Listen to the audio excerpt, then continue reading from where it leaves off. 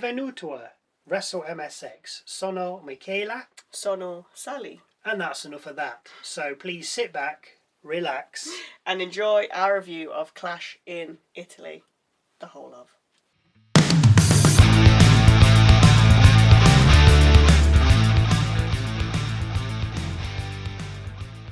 We kicked off, as we know, with Gunther versus Cody Rhodes for the Undisputed WWE Championship.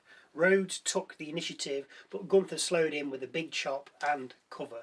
Cody then avoided a sleeper but ate a big boot, allowing Gunther to continue with a beatdown. A snap power slam then got the champ back in the game, followed with a bionic elbow and pedigree, but only got 2 on the cover. A powerbomb netted Gunther another 2 with the crowd cheering absolutely any and everything. They were loving it. A disaster kick followed by a crossroads then netted Cody 2. We then got the first sleeper locked in, but of course Captain America managed to escape, only to suffer another right in the middle of the ring. The hold had to be released though as Rhodes got his foot on the bottom rope. We then exchanged chops in the middle of the ring with a clothesline from the Austrian putting Rhodes down. Rhodes, of course, fought back. Cody cutter, clothesline, crossroads, 1, 2, 3. Cody retained, but when the ref countered, Gunther's foot was under the bottom rope, which means the ref should have stopped the count. So, to be continued. Also, the match was roughly just shy of 20 minutes. But it didn't seem it flew by, and I actually enjoyed this. I don't Wasn't know. drawn out for too long. It was just spot on. Like, some of the other matches, but this for me, I just enjoyed it. Whether it's because the first one, whether it was the big names, I don't know. I mean, they had to put a show it's nice on to see it first because it was free for those on Espen. But yeah, loved it. Next up, Jade Cargill versus Rhea Ripley for the WWE Women's Championship. After a prolonged stare-off, we lock up with the pair matching each other for strength. A cheap shot by Cargill angers Mommy, but Jade slows her with a slam. We then head outside where Jade continues to dominate with a knee to Rhea's face and fall-away slam. Back in the ring, and it's still Cargill. A snap suplex gets Cargill 2, with Rhea offering little to no offence. Another suplex gets Cargill 2 with a chain lock then applied. Cargill then misses an elbow drop and posts herself, allowing Ripley to fight back. A German suplex sends Cargill to the outside with a missile drop kick back inside, netting Ripley a 2-count cover. Jade then counters a razor's edge, with Ripley then kicking Jade, wiping out both women. We have a slug-off with counters, dodge kicks and punches, followed by Ripley hitting a razor's edge, Shining Wizard, and then cover for 2. Both women then tumble over the top rope as seen here, with Ripley then dropping Jade onto the apron face first and then covering for 2 when back in the ring. The pair then counter each other's finishes, with Cargill countering into a DDT and cover for another 2. Can I just say the counters were excellent. A blue thunderbomb then nets Cargill another 2 before heading up top. Ripley meets her there, with the 2 crashing down with a superplex and Mommy covering for yet another 2. B-Fab and Michin then show their faces, which distracts Ripley, who then eats a big boot and near jaded as Ripley counters. Rhea then hits a riptide and covers, but B-Fab puts Cargill's foot on the bottom rope.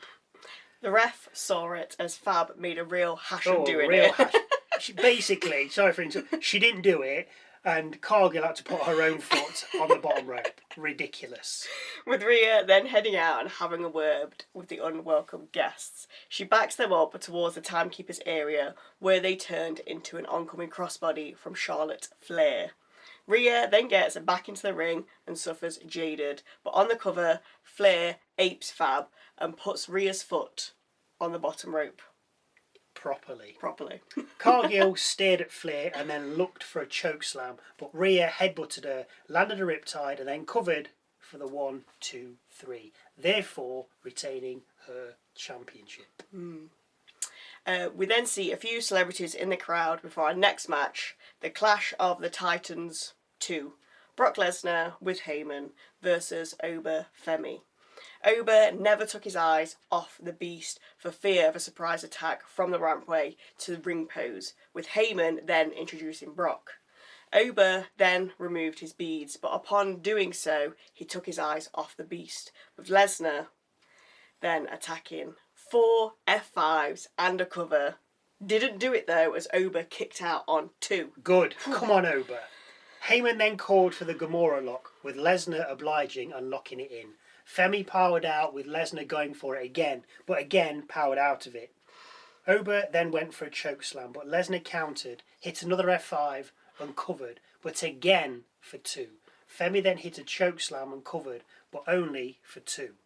The two giants then tumbled over the top rope, where Femi suffered another F5, but this time through the announcer's desk. Ober stood up on the count of 6 or 7, got in the ring, and landed multiple running uppercuts to the Beast in the corner. Femi then tossed Lesnar across the ring and went for the fall from grace. Lesnar countered, hit another F5, and then covered again. This time he got it, and the referee counted to 3 because it's stupid. Wow. Just a little thing. When outside the ring, Lesnar shouted back to Femi, 1 + 1, you're done. But surely to me that's equal. Anyway, I must say 1 and 1, yeah. Yeah, I'm really, clearly not great on the math. Anyway, I must say that we'll have a third match at SummerSlam where Lesnar will lose and retire properly. Like, actually retire. I do not understand this. I don't. Absolutely pointless. The problem is with Oba Femi, he can't say anything. So they're going to say, right, what we're going to do is we're going to rerun this match, and this time you're going to lose. He's not going to be like, nah. He's not be like, hang on a minute, I've just beaten him, I've retired him, and now why am I going to lose? Yeah. Because he's still new.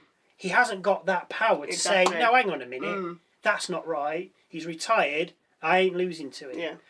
That's not his problem, but that's the problem. They've just gone way over his head. Right, you're going to have another match. And he's gone, yeah, okay. Yeah, that's fine. Yeah, I'll beat him again. And they've gone, no. You're going to lose this time. Sorry, what? And he's like, what? And then, no, you're going to lose. And then we're going to have a third match somewhere down the line. And he'd be like, oh, okay, that's fine. Unless Gunther retires in. No, it's not fine. No, it's stupid. Yeah, as you said, absolutely ridiculous. Anyway, is this you? Yeah, go on, off you go. Yeah, we see a few more superstars at ringside, including Santina Marella, and then learn the fate of the mask versus mask match, El Grande Americano versus El Grande Americano. El Grande Americano won. Oh, good. Nice. Yeah. And so therefore, El Grande Americano had to unmask. And to my amazement, it was Chad Gable. Unbelievable. What? Ah, no. We then have an ad for the new Scary Movie with multiple superstars doing the "We're there!" Oh my god.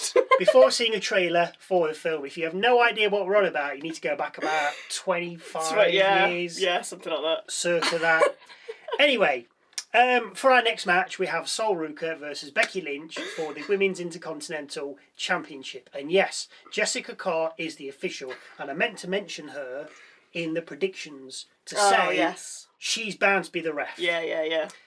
Lynch tried to hide behind the ref and strike from cover, with the match then heading outside.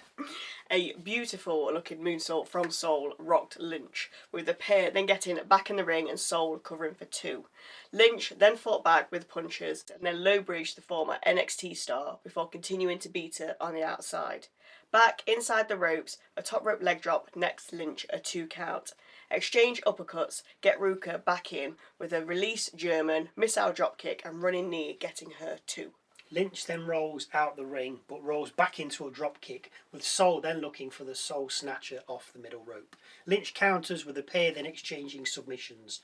2 count covers for Lynch, can't get the win, with her then going high, but Ruca meets her and lands a huge X-Factor and cover, but only for 2. Ruca then goes high, but Lynch grabs Carr to get her in the way, with Carr tugging free and knocking the ropes. This causes Ruca to lose her footing and fall onto the top rope. Lynch takes the opportunity and hits a superplex, followed by a DDT, but Ruca transitions out of it and lands a kick to Lynch, which slows both women. Ruca then lands a handspring over the top rope to Lynch, with the pair then getting back in and Ruca succumbing to the manhandle slam and a 2 count. Lynch then looks for a soul snatcher, but Ruka counters and hits a manhandle slam before covering for 2. Lynch then looks for another manhandle slam, but he's too close to the corner, with Soul getting on the middle rope, hitting the soul snatcher and covering, thank goodness, for the victory.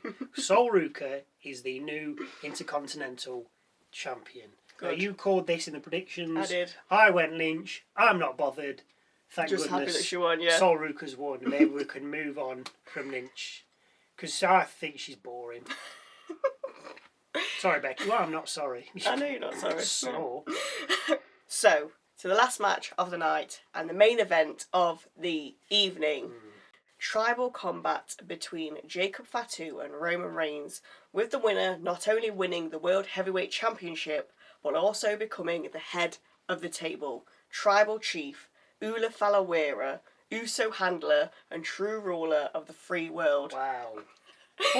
So after a stare-off for 10 minutes, we finally got underway. Fatu wins the first lockup, with Roman then introducing Fatu to the 4 corners. A spinning elbow gets Fatu back in control, with the werewolf then looking for the death grip, only for Reigns to escape to the outside. We then fight off into the crowd, past the refreshment stand, and back to ringside, where we then dig out some equipment from under the ring. A table first, followed by the ring steps, are placed in the ring, but not for long, as Reigns throws the steps out of Fatu and connects. A drive-by is followed by an in-ring clothesline from Reigns, with Roman then having some time to acknowledge the crowd. Reigns then looks for a Superman punch, but Fatu dodges it and begins his offence. A clothesline, senton, corner splash and mounted headbutts are followed by a hip attack, with Fatu then looking for a pop-up Samoan drop. Only Reigns counters into a Superman punch and covers for 2. He then looks for another Superman punch, but Fatu counters with a kick and then locks in the Tongan death grip. Fatu pushes Reigns over the top rope and looks to dive out at him, but he's met with another Superman punch. Reigns then digs out a toolbox from under the ring and attacks Fatu's hand with it before heading back into the ring. Roman sets a table up in the corner and looks for a spear, but while he's ooh-eyeing, Nice. Thought he was here then. Fatu attacks and lands a massive corner hip attack. Reigns rolls out the ring towards the timekeepers, with Fatu looking to put Reigns through it, but Reigns counters into another Superman punch. Reigns then spears Fatu through the crowd barrier, killing 2 security staff members at the same time, before throwing the werewolf back into the ring. Here he lands a spear and covers, but only for 2. Reigns then says he does this because he loves you guys, before then uncovering 3 turnbuckles. Reigns then walks up to Fatu, with Fatu going for the death grip, only he's not able to lock it in as his hand has been injured from all the toolbox abuse it took earlier.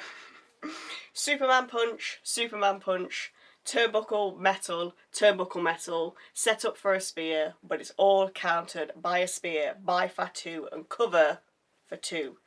Fatu then looks for a moonsault, but Reigns rolls out the way and goes for a spear. Fatu counters this with a pop-up Samoan and then follows with a moonsault and cover, but only for 2, as Reigns kicks out with a low blow. Ouchie.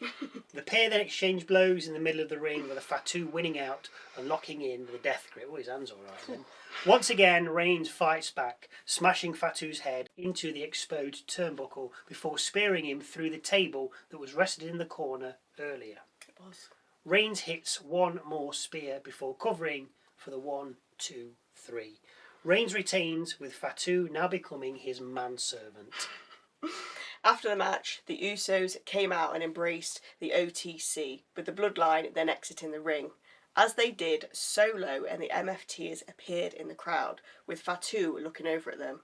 As he did, though, he was beckoned by Jay to follow his new masters up the rampway, with Clash then fading to black.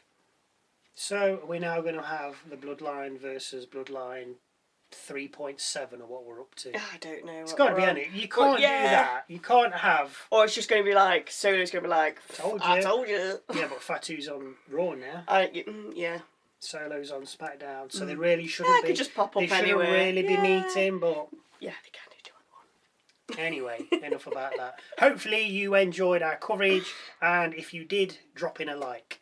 Now, if you really enjoyed it, then please consider subscribing. But whatever you do, thank you for watching, and we hope you just had a little smile at what we did. And hopefully we'll see you Tuesday for Raw.